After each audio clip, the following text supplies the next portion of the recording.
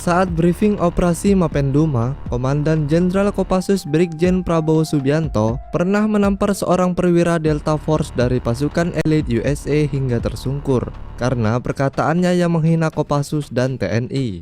Halo guys, balik lagi bersama Nyaris Terkenal.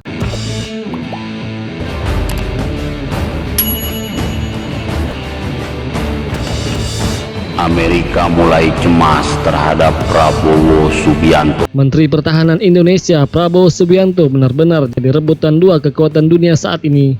Selama 20 tahun sejak tahun 1998, Prabowo dicekal masuk ke Amerika Serikat. Namun sekarang secara mengejutkan, Amerika mencabut larangan tersebut. Bahkan pemerintah Amerika mengundang Prabowo dalam sebuah jamuan makan.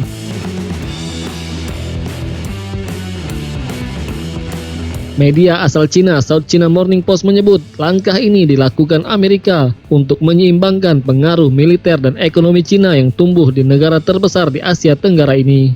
Seperti diketahui, Cina sedang mengembangkan pengaruhnya di Asia Pasifik dan Amerika perlu Indonesia sebagai mitra untuk membendung pengaruh Cina di Asia Pasifik.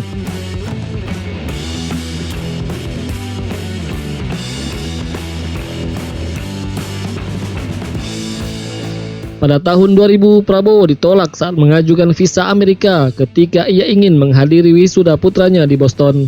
Dia juga mengaku kepada Reuters pada tahun 2012 bahwa dia masih belum bisa mendapatkan visa dari Amerika Serikat.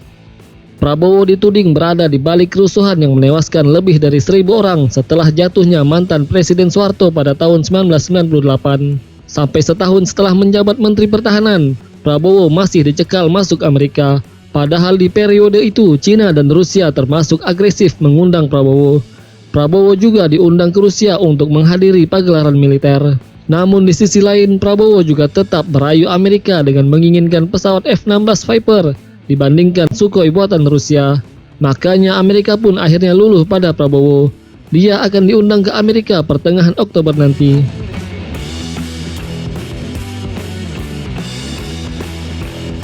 Mengutip seorang pengamat dari Washington, Zahari Abuza menilai ini kemenangan Prabowo.